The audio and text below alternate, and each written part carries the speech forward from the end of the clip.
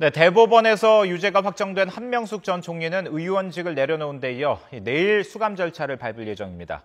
한 전 총리의 경우 기소에서 확정 판결까지 무려 5년이 걸렸죠. 그런데 19대 국회가 1년도 채 남지 않았지만 의원직 상실 여부가 달린 재판을 받은 정치인 무려 10여 명에 달합니다. 이종원 기자가 짚어봤습니다. 피고인 한명숙에 대해서는 다수 의견에 따라서, 피고인 김문석에 대해서는 일치된 의견으로 다음과 같이 판결 주문을 선고합니다.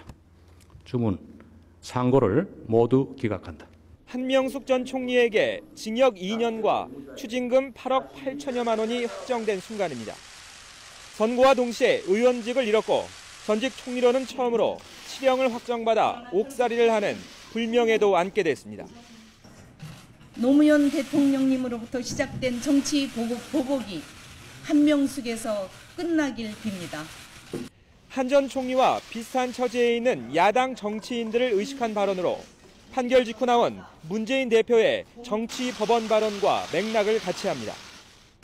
검찰의 정치화에 이어서 법원까지 정치화됐다는 그런 우려를 금할 수가 없습니다. 한 전 총리와 마찬가지로 1심에선 무죄였지만 항소심에서 유죄로 뒤집힌 새정치민주연합 박지원 의원 사건이 우선 관심입니다. 1, 2심 판결이 극명하게 엇갈린 금품수수 사건인데다 공여자의 진술이 유일한 직접 증거라는 점에서 박 의원 사건은 한 전 총리 사건과 닮은 꼴입니다.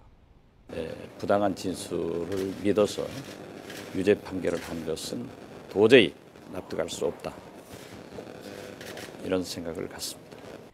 항소심에서 집행유예가 선고돼 대법원에서 유죄가 확정되더라도 교도소행은 피할 수 있지만 불법 정치자금 사건이란 특성을 고려하면 정치 생명엔 치명적일 수밖에 없습니다.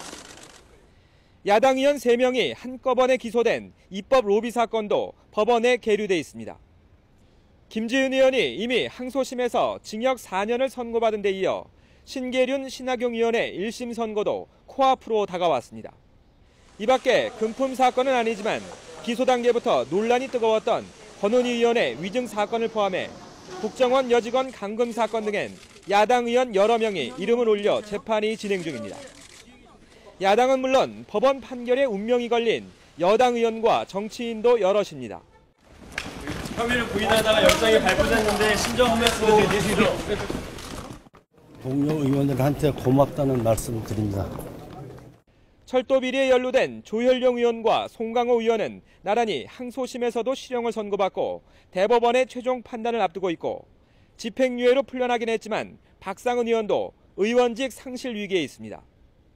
이와 함께 성완종 리스트에 이름을 올려 정치자금법 위반 혐의로 불구속 기소된 이완구 전 총리와 홍준표 경남지사의 재판도 지난달 시작돼 치열한 법정 공방에 들어갔습니다.